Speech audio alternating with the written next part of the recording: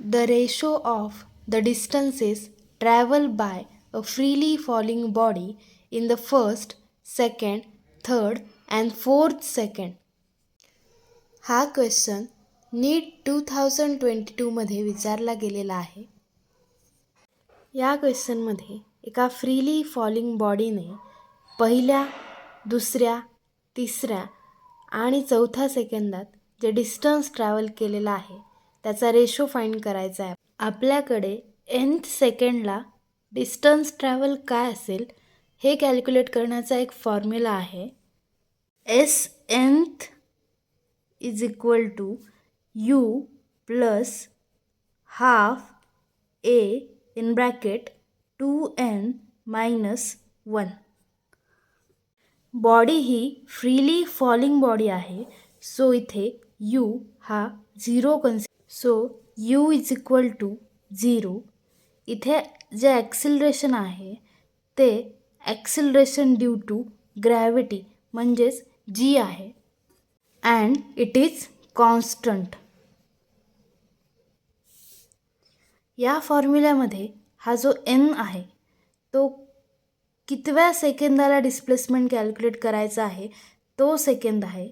So आपण आता first सेकंडला displacement काय असेल ते कॅल्क्युलेट करू. So s first is equal to u तर 0च आहे प्लस 1/2 इंटू a कॉन्स्टंट आहे. सो आपण ह्या पूर्ण टर्मला एक कॉन्स्टंट म्हणून इंट्रोड्यूस करू.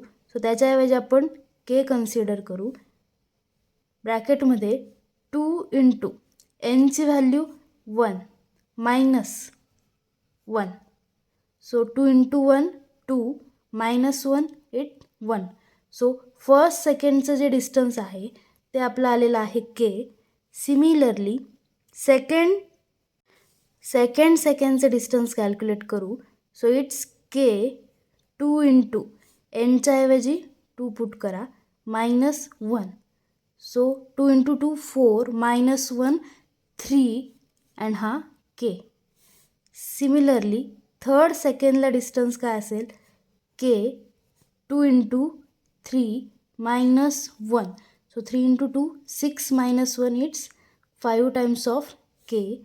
s fourth is equal to k 2 into 4 minus 1. So 4 into 2 8 minus 1 it's 7k. सो आता आपल्याला रेशो कॅल्क्युलेट करायचा आहे. So s first is to s second is to s third is to s fourth. हा ratio येईल k is to 3k is to 5k is to 7k. इकडे सगळीकडे k आहे तर तो k कॅन्सल होईल.